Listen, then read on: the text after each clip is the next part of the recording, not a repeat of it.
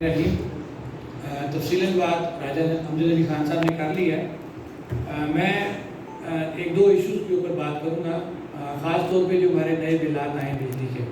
ان کے اندر بے تحاشا جو ہے ٹیکسز ڈالے گئے ہیں، اور انہی کو ڈسکس کرتے ہوئے اور تاجر برادری کی نمائندگی کرتے ہوئے، کیونکہ دیکھیں ایک تاجر ہے، اس کو اگر اتنے بڑے بڑے بجلی کے بل آ جائیں گے جس میں بے تحاشا ٹیکس ہیں، پہلے ہی کاروباری حالات نہیں ہیں، وہ غریب کا بچہ کہاں سے بجلی کے بل دے گا، کہاں سے کرایہ دے گا دکان کا، کہاں سے اپنے گھر کا چولہا جلائے گا۔ میں اپنے ان اداروں سے، حکومتوں کی بات تو میں نہیں کروں گا، میں اداروں کو ہی ڈسکس کروں گا جو اس وقت ہمارے مائی باپ سب کچھ وہی ہے، تو مجھے یہ کہنے میں کوئی آر نہیں ہے۔ میں انہی اداروں سے یہ سوال کروں گا کہ ہمیں یہ کلیئر کیا جائے، میں ایک ان پڑھ ہونے کی حیثیت سے ایک سوال کروں گا کہ کیا یہ جس جگہ پہ میں بیٹھا ہوں یہ آزاد حکومت ریاست جموں کشمیر زیر انتظام پاکستان نہیں ہے؟ کیا گلگت بلتستان زیر انتظام پاکستان نہیں ہے؟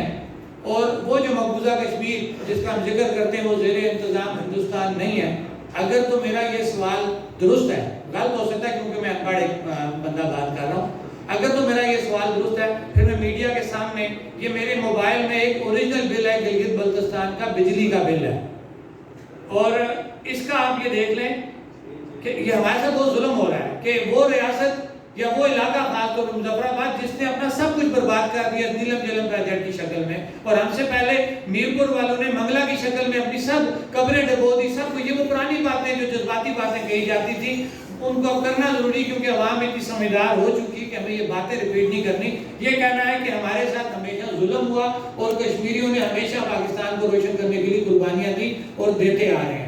اب مجھے صرف اتنی سی بات بتائی جائے کہ میرے پاس یہ جینرل بل ہے، کوئی کاپی شدہ بل نہیں ہے، یہ گلگت بلتستان کا ہے، water and power department Gilgit Baltistan, اور یہ جو اس کا لاسٹ بل ہے جون 2023 کا، یہ 226 یونٹ ہے